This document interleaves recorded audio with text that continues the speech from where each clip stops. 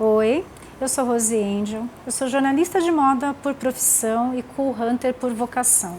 E na minha trajetória eu já fiz várias apresentações sobre DNA de marca, desenvolvimento de coleção, processo criativo, e para essa daqui eu resolvi falar justamente sobre essa vocação e falar um pouco sobre o cool hunter hoje e o que as pessoas esperam dele. Antes eu tenho que contar um pouquinho sobre como eu comecei. Não teve um momento na minha vida em que eu falei assim, eu vou ser cool hunter. Eu surgi numa época que o cool hunter surgiu muito naturalmente.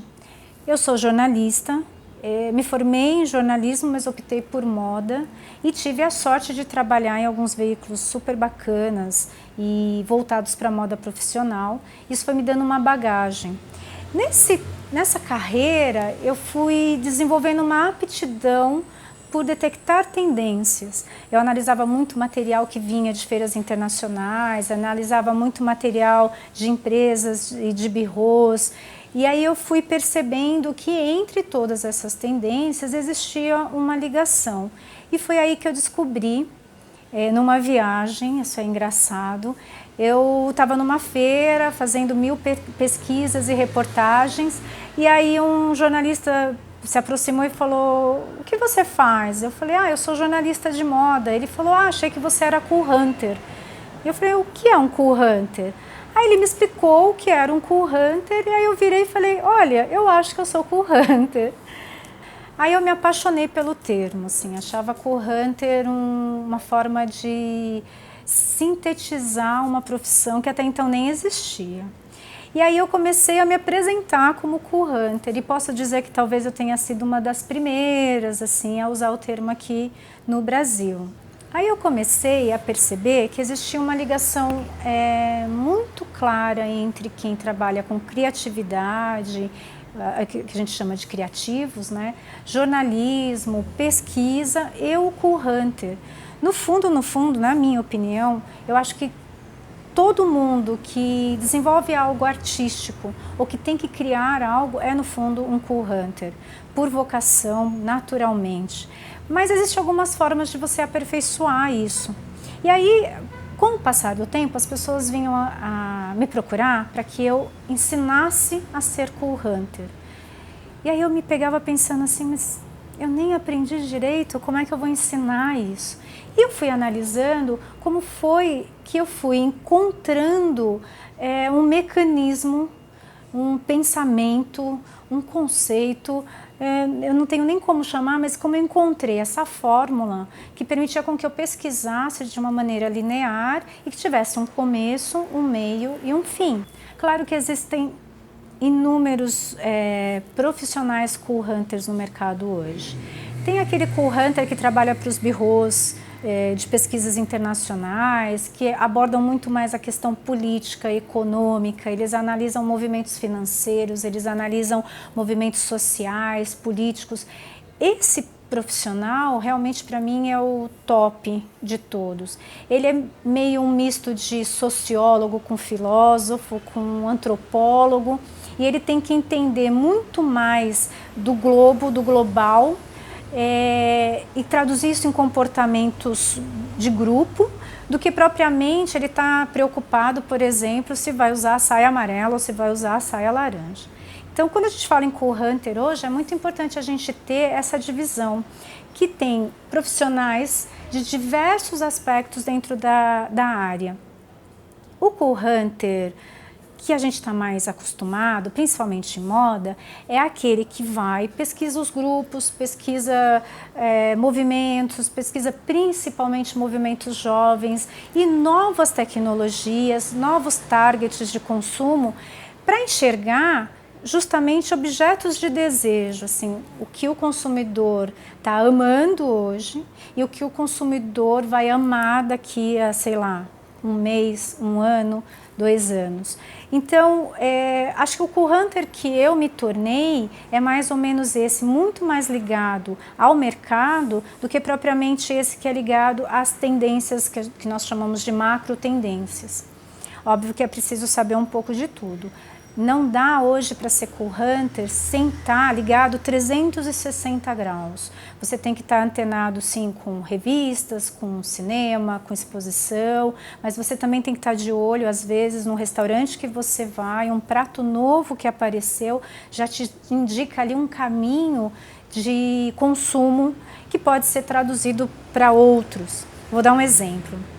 Há muito tempo, há uns 10 anos, eu fui no restaurante do Charlot, no Jockey, aquele ambiente super bacana e tal. E nós fomos convidados para saborear um novo prato do Charlot. Chegando no restaurante, eram mais ou menos uns 10, 15 jornalistas, nós sentamos numa mesa redonda, e enquanto a gente conversava, eles serviram um prato com flores. Num primeiro momento, isso imagina 10 anos, mais de 10 anos, eu olhei aquelas flores e fiquei esperando assim do tipo, será que eu como? O que eu faço? E eu fiquei observando os outros jornalistas, um deles pegou um salzinho e começou a comer as flores. Eu falei, olha, é para comer mesmo. E aí, como eu sou super transparente, eu virei e falei, gente, eu estava esperando vocês para descobrir se eu ia comer essas flores ou não. E aí todos começaram a falar, é uma tendência muito bacana, alguém já tinha visto numa viagem, mas até então ninguém falava de flores. Recentemente eu recebi outro convite para comer flores. E aí eu percebi que levou 10 anos para que uma tendência de gastronomia, que até então era algo até exótico, se transformasse realmente num prato. E eu fui pesquisar e já existem algumas fazendas, alguns sítios que cultivam flores para gastronomia, ou seja, flores para serem comidas. Aquilo que era uma excentricidade no começo se transformou num comportamento e agora é um consumo, e esse consumo já está gerando renda e outros trabalhos paralelos. Então, quando eu digo que eu sou uma cool hunter mais voltada para o mercado, é justamente por isso. Eu começo a enxergar caminhos que vão se tornar negócios, ou produtos, ou marcas, ou estilo de vida. Tudo se resume a estilo de vida. Tenho até uma outra pesquisa que eu desenvolvo bastante, que é sobre estilo de vida de pessoas que vivem com animais. Quem tem um cachorrinho, um gatinho, enfim, você tem todo um outro tipo de cotidiano que quem não tem nem entende. Né? Não entende por que você tem que voltar cedo para casa, porque você tem que dar comida para o seu gatinho, enfim. Então, esses nichos que a gente chama de target, outros chamam de tribos, enfim, mas esses grupos determinam um comportamento, esse comportamento se torna um estilo de vida e a partir desse estilo de vida você vai enxergando possibilidades de consumo. E aí eu acabei me tornando uma cool hunter de consumo, se é que eu posso me autodenominar assim. Mas aí eu comecei a desenvolver pesquisas para marcas e empresas. Né? Uma marca que tinha uma ideologia, uma marca que tinha um lifestyle. Eu pesquisava esse mood que a gente chama, esse humor da marca e como o consumidor enxergava essa marca e dentro desse lifestyle da marca, eu buscava assim, outras referências de outras coisas que estavam acontecendo no mundo e que poderiam influenciá-la diretamente. E aí eu me tornei essa jornalista e cool hunter e trabalhava na área de cool hunter especificamente para indústrias da moda. E trabalhei para algumas bem bacanas mesmo. E foi nesse processo e apresentando palestras de tendência para representantes, palestras de tendência para grupos de consumidores, grupos de cliente, que eu notei que toda vez que eu terminava e apresentava 5 temas super bacanas, bem ilustrados, enfim, quando começavam as perguntas, uma das primeiras era, ok, tudo isso é lindo, mas como é que eu uso isso na minha criação? Como é que eu transformo um tema e algo tão complexo e com tantas referências num produto ou numa coleção ou mesmo numa outra marca? Cheguei a um ponto e falei, ok, então na minha visão hoje, o cool hunter ele tem que passar um pouco dessa linha do pesquisar e entrar um pouco na linha do executar. Ele tem que mostrar caminhos de interpretação para essa tendência. E aí eu comecei a procurar, e foi numa mesma época que eu dava aula em faculdades e muitos workshops, muitos cursos, e essa mesma dúvida acabou aparecendo em vários grupos. E aí eu comecei a tentar encontrar uma forma de ensinar Cool Hunter para quem não quisesse ser Cool Hunter e sim usar essa ferramenta para o seu negócio, né, para a sua marca, para que ou para o seu produto, ou para uma criação nova, enfim. E aí eu percebi que eu tinha que criar um pensamento, porque é muito subjetivo o Cool Hunter. O Cool Hunting, em primeiro plano, ele é intuitivo. Você tem que ter muito feeling e seguir muito mesmo aquelas emoções. Eu falo que o Cool Hunting, ele é emocional, assim. Você olha uma coisa que te toca e provavelmente, por algum motivo, tenta descobrir, ele vai tocar outros grupos. Isso acontece, enfim, isso é pessoal, né? Tem coisas que me tocam e tem coisas que não vão tocar outras pessoas, mas quando a gente analisa um comportamento novo, geralmente se tocou um grupo, isso vai se expandir. E aí eu comecei a pesquisar como detectar essas referências, essa emoção, e como transformar isso numa informação, num relatório, enfim. E aí eu comecei a idealizar books de tendência. E muito além da forma, ou a foto e talvez um texto. Eu comecei a pensar os books de tendência da mesma forma que eu pensava as minhas pesquisas. E isso é dividido em 3 etapas. A princípio eu chamei de metodologia, depois eu chamei de sistema e hoje eu chamo de pensamento, é uma forma, é um conceito, mas basicamente ele atua assim. Você primeiro tem a investigação, e investigação é todo dia, é um exercício diário, você tem que estar de olho em tudo que está ao teu redor e ter aquela curiosidade de falar com pessoas, ou escutou um termo novo, não deixar de ir para o Google e buscar esse termo novo.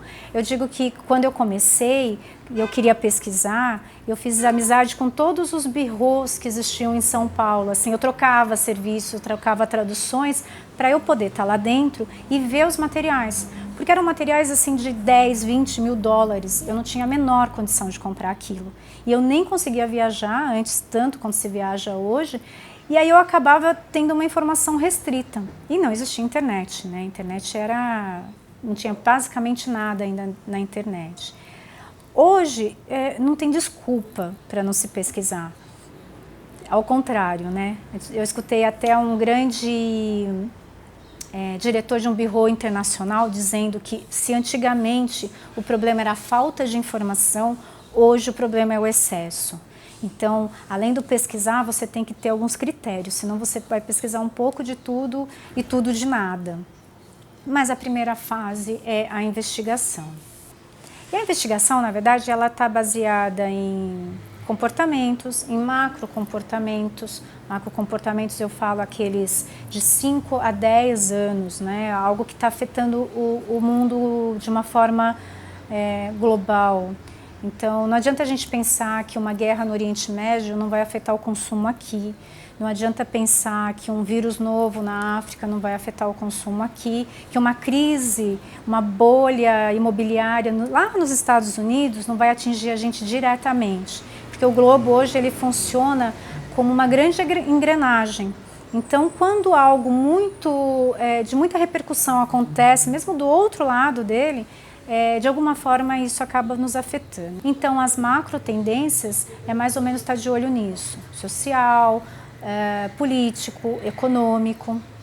Depois a gente passa para tendências, né? Algo a curto prazo, que é o que a gente está acostumado muito a ver em moda, né? De repente as cores, o tema, como o tropicalismo agora virou um tema, e isso está diretamente relacionado a estar acontecendo Copas do Mundo aqui no Brasil e daqui a pouco uma Olimpíadas. Então todo mundo acha que a gente é meio Carmen Miranda, né? Que tem uma banana, assim, aquele coquetel na cabeça, assim. E dessa imagem, Carmen Miranda, que é muito o que as pessoas estão acostumadas a imaginar, o Brasil lá fora, acabou surgindo toda essa referência de estampas multicoloridas, enfim, e que virou tendência. Então, assim, a tendência na moda, ela é um pouco mais curta. A gente analisa uns 2 anos para trás e projeta, assim, 6 meses, 1 ano para frente. Por quê? Porque quando chega na vitrine hoje, você vai no shopping, se você está procurando estampa do abacaxi, você entra no shopping, tem estampa do abacaxi dos dois lados. E aí você vê tanta estampa do abacaxi que uma hora você enjoa. Então, geralmente essas tendências duram uma estação, né? Ou primavera-verão, ou outono-inverno. E aquelas que são assim mais bacanas, assim sobrevive talvez uma próxima estação. Essas tendências também têm influência de cor, né? Cartela de cor. Muito lá atrás, assim, coisas de história mesmo, a gente acreditava que toda a influência de cor vinha da indústria do corante, era eles que determinavam que cor é que a gente ia usar. E em virtude de produção, temos mais azul, então vamos vender azul, temos mais vermelho. Hoje a gente nota que quem determina isso é o consumidor e que as indústrias, no processo inverso, estão tendo que rebolar para entender qual é a cartela e conseguir chegar nela atendendo a esse desejo. Então, assim, quando eu falo em tendência, que fique claro que é bem ali, é praticamente a marca e o consumidor já andando quase que lado a lado. E aí todo mundo me pergunta assim, tá, mas como é que eu fico antenado 24 horas por dia, 360 graus? Eu sou uma pessoa que eu não desconecto nunca. Se alguém me falar, você viu o que aconteceu ontem, 2 segundos depois eu já estou no celular buscando e tentando entender. Nunca tenho a menor preguiça de ver um termo novo e me aprofundar, e às vezes você escuta um termo, se você não dá muita atenção, você escuta uma segunda vez, você fala, opa, escutou a terceira, corre para o Google, porque realmente você vai ter que saber daquilo. Eu também tenho um processo meio de scan, sabe? Escanear mesmo. Então, eu entro eu tenho um bookmark que vale ouro, não forneço e não dou cópias. Mas é um bookmark todo separadinho por marcas, por eventos, por revistas, as mais bacanas. E aí eu dou uma escaneada mesmo, impossível ler tudo. Mas de repente eu entro numa home, vejo os assuntos principais, aí você entra numa segunda home, você vê que aquele assunto que foi falado na outra já está ali, um outro aspecto, assim, uma outra abordagem, e aí você vai fazendo essas amarrações. A internet, então, é uma super ferramenta para isso. Fora isso, a gente tem que ver jornal, revista, né? Eu digo que eu me atualizo muito sobre social e sobre celebridades, etc. Quando eu vou ao salão de beleza, por exemplo, né? Você pega caras lá e fica folheando, entendendo quem casou com quem. Mas tem esse investigar. Então, assim, nem no salão de beleza dá para deixar de estar ali olhando e vendo. Eu gosto muito de exposições e tem que ficar claro uma coisa, se uma exposição saiu lá da Bélgica, lá da Alemanha, do Japão e veio parar aqui, você tem que perder pelo menos 2 horinhas do seu dia e ir lá ver, porque não atravessou o planeta à toa. Ela tem um motivo para estar sendo tão cultuada em alguns lugares. Então, exposições é uma coisa bacana, espetáculos teatrais é muito legal, shows, festivais e música. Eu gosto muito de indie rock mesmo, assim, essas bandas novas, e aí eu escuto e eu vou ver quem é, aí você vai ver um pedacinho do show para ver, e aí você já nota que ali naquele palco já tem muito do comportamento dos jovens, de como eles se vestem, como eles estão hoje usando o cabelo, então você acaba encontrando esses reflexos também em shows, enfim. Não dá para desconectar nenhum minuto. Então, a primeira parte que eu chamo de investigação é esse exercício diário, assim. Ser xereta em período integral.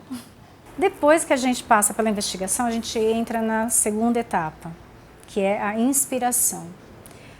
Inspiração, para mim, ela é assim. Primeiro, você viu um mar de informações. Você pesquisou, eu brinco sempre dando exemplos que todo mundo conhece, assim, tipo, pesquisei Bauhaus, né? Vem um mundo de informações. Quando você entra na inspiração, você tem que pegar esse mundo de informação e meio que passar ele por um filtro. E nesse filtro encontrar aquilo que realmente te toca dentro do Bauhaus, aquele ponto que você fala, esse ponto me inspira. Porque é tanta informação que se você for realmente seguir um tema tão assim arrisca, você acaba criando uma cópia dele e não algo original inspirado no tema. Então a inspiração, a primeira coisa é o universo pessoal. Você tem que ter, sempre tem alguma coisa que toca mais a gente. No meu caso é arte, no meu caso é cinema, que eu adoro, moda, assim. Então assim, você tem que pegar do seu universo pessoal aquilo que te toca, porque é isso que vai te inspirar. Depois você tem que ter os aspectos sensoriais. Você tem que ouvir, você tem que falar, você tem que ter o paladar, o cheiro, o toque.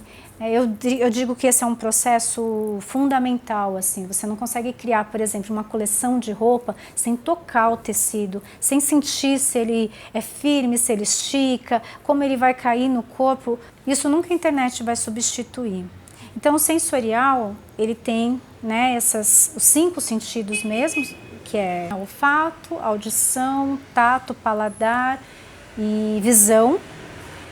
E eu coloco nesse processo o que eu chamo de sexto sentido, que é essa emoção que a gente nunca vai conseguir muito descrever, mas que está muito ligado à intuição. Então, para você começar esse seu processo de inspiração, você pega todas aquelas informações e passa por esse filtro emocional. Depois disso, você tem que entender um pouco para que você está pesquisando.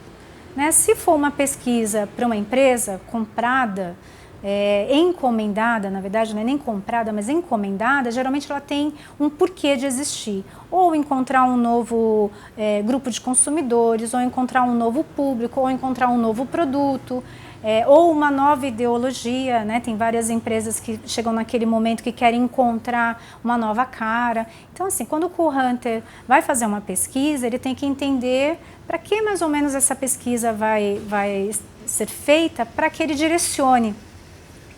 E não tem jeito, se for para uma marca, você tem que conhecer muito bem a marca e conhecer muito bem como ela está, para entender assim, do que ela é hoje, com aquelas informações onde ela pode chegar.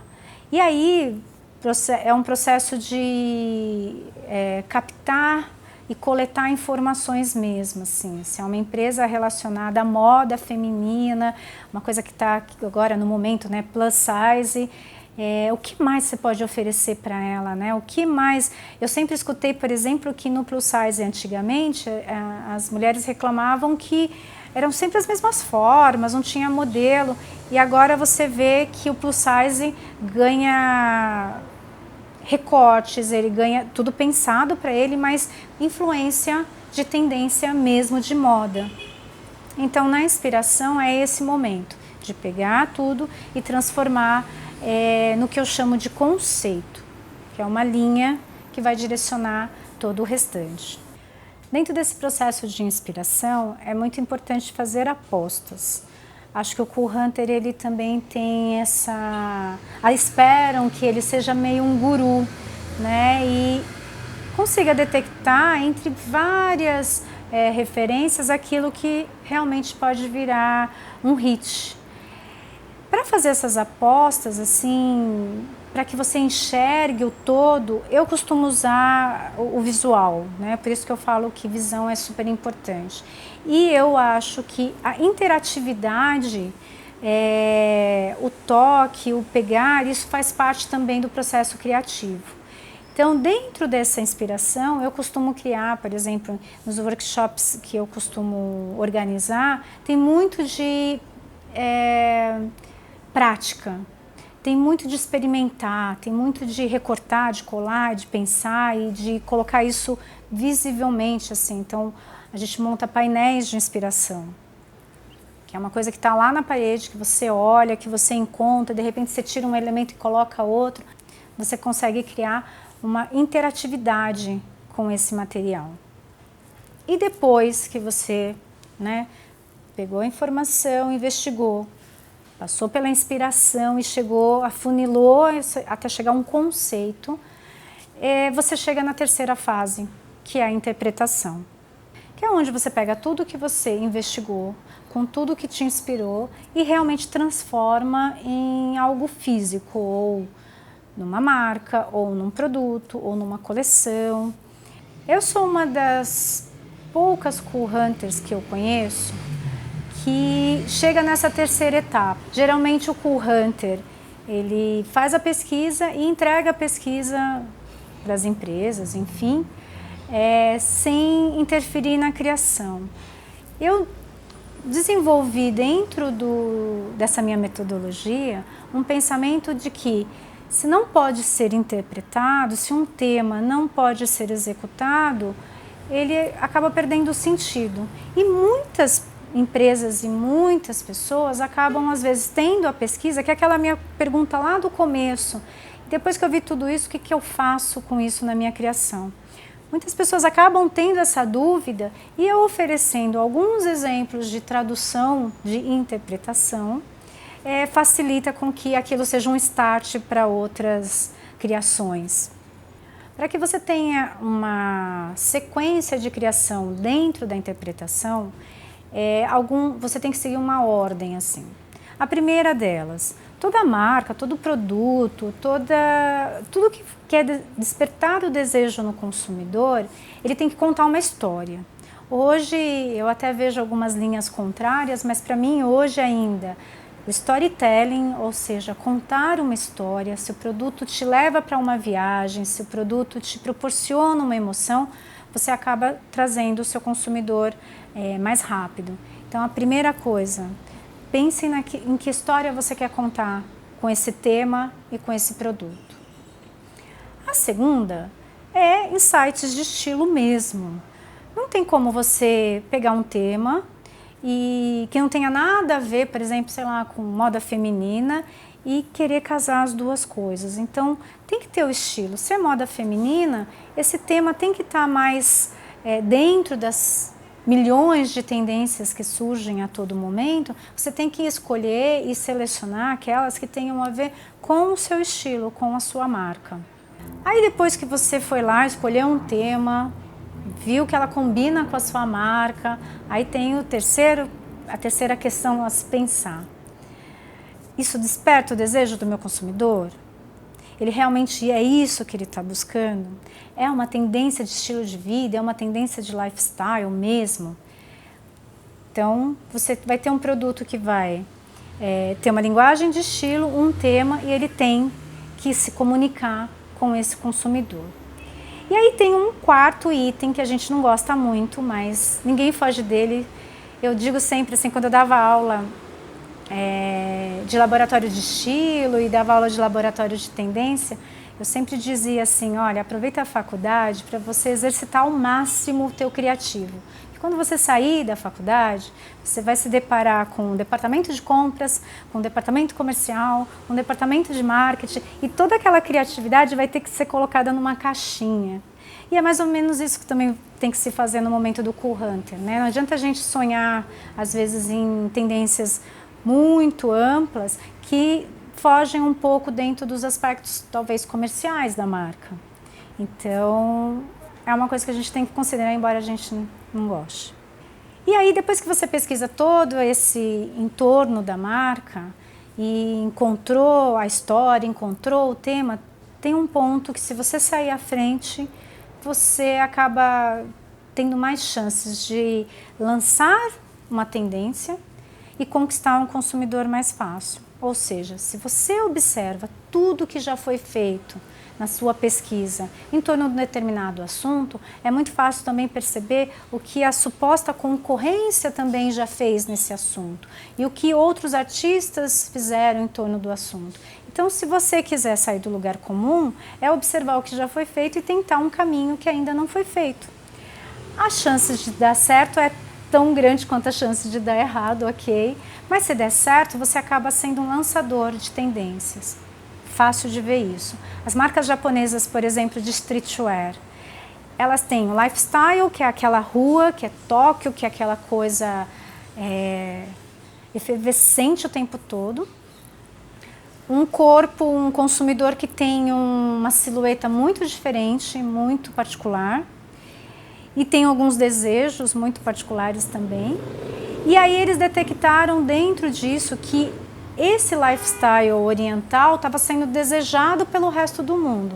Conclusão, você tem marcas importantíssimas, tipo Uniqlo e outras, chegando aí em várias em várias partes do mundo, em especial no Ocidente. Então é isso que eu falo, quando você detecta um movimento novo e você sai à frente, você pode se tornar um lançador de tendência, que é o sonho de toda marca, né? E aí como você traduz tudo isso? Pegando tudo o que eu falei, você pode traduzir em coleções, não esquecendo que quando você está contando uma história, tudo tem que estar falando a mesma história, ou seja, o seu ponto de venda tem que ter uma mesma história, suas embalagens tem que ter a mesma história, seu cartão de visita tem que contar a mesma história. E a tua publicidade, né? O teu comercial, a tua comunicação, as suas campanhas, o seu outdoor, o seu catálogo, enfim, a forma como você se comunica, não esquecendo das redes sociais, que hoje desenvolver uma personalidade de marca dentro das redes sociais é fundamental. Eu acho que daqui a pouco já vai ultrapassar até outras ferramentas da comunicação que a gente usava antes. Então é o finalzinho, você pega lá, investiga, se inspira, interpreta e entrega isso para o seu consumidor. Como eu contei, né, eu já fiz esse tipo de pesquisa para muitas empresas. Tem algumas que eu posso mostrar, tem outras que por contrato de sigilo eu nunca vou poder nem contar que fui eu. Mas das que eu posso mostrar, eu trouxe alguns exemplos de books e de materiais de tendências que são interativos para apresentar. E aí eu vou te mostrar um detalhe de cada um deles.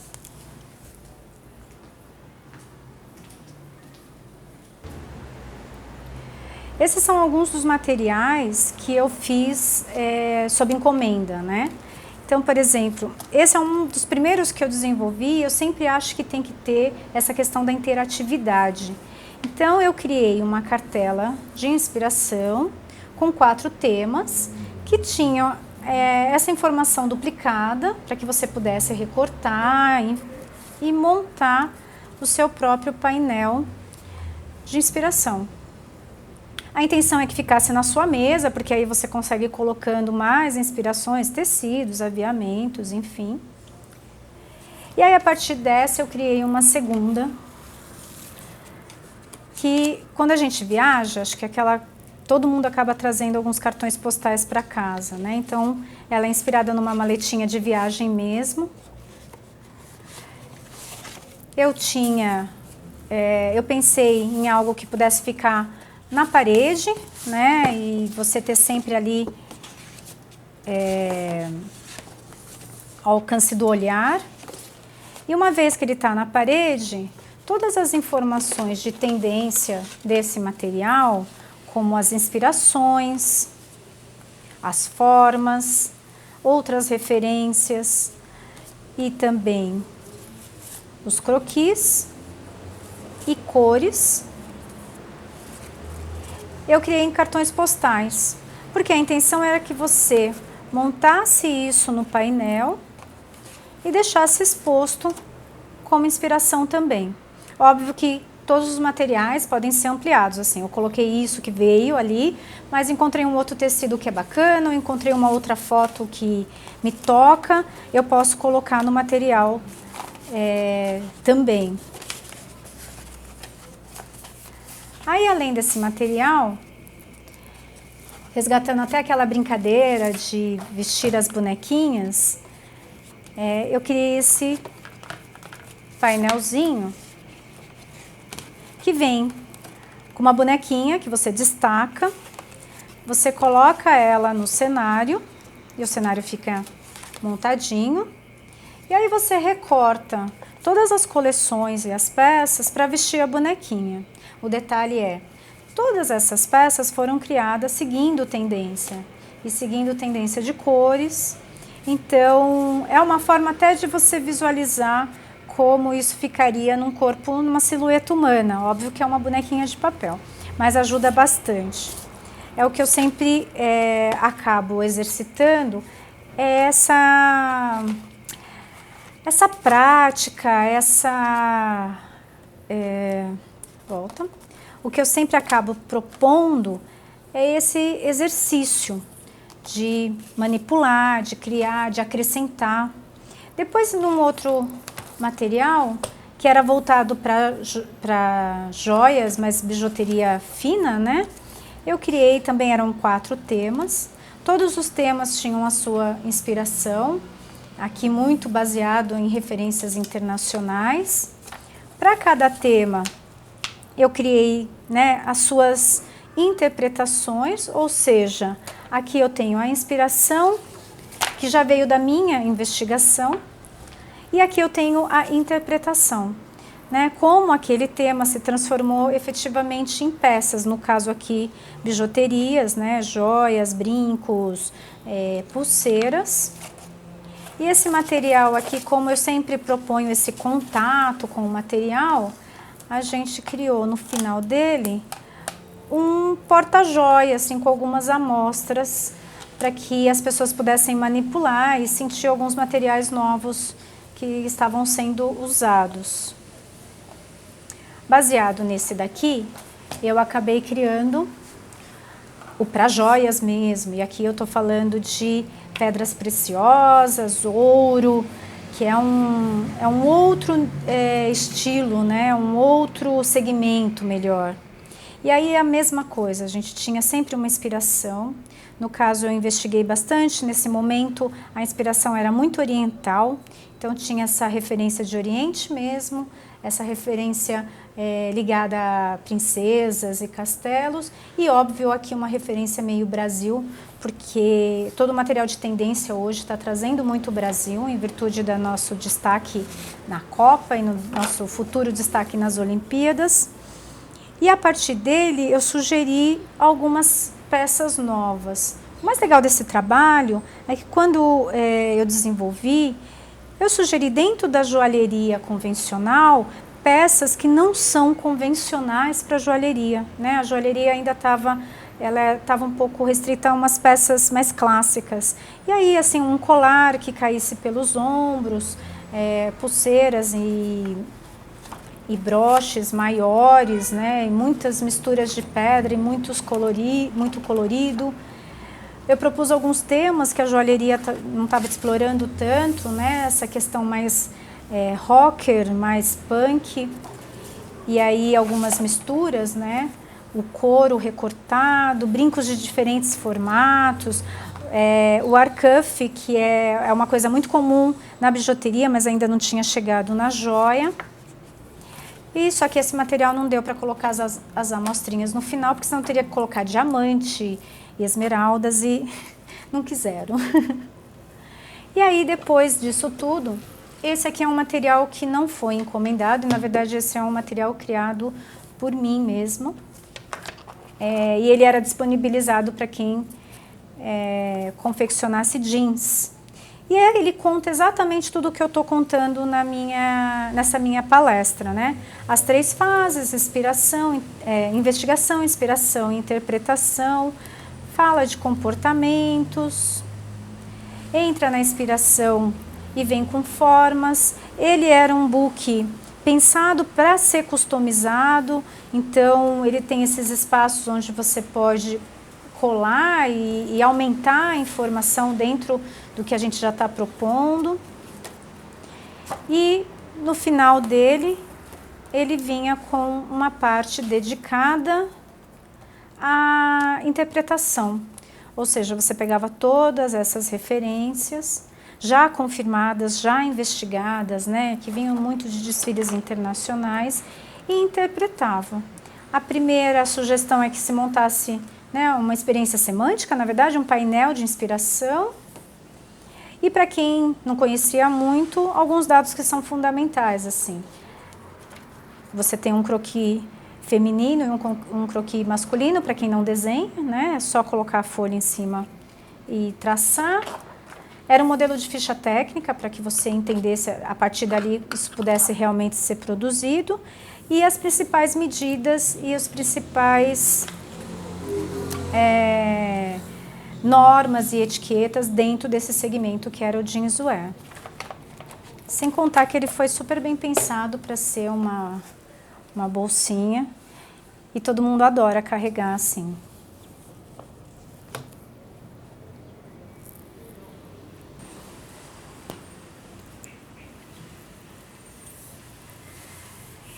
E depois desse material todo que eu mostrei, Eu não preciso dizer que eu sempre fiquei com aquela vontade de mostrar mais e mais, enfim. Nem sempre como jornalista eu tinha oportunidade de contar tudo o que eu descobria. Às vezes eu tinha uma matéria, uma pauta ali determinada, e eu ia fazer e descobria que em torno daquilo tinha um monte de coisas tão mais legais ou até mais legais, mas eu não tinha muito onde mostrar.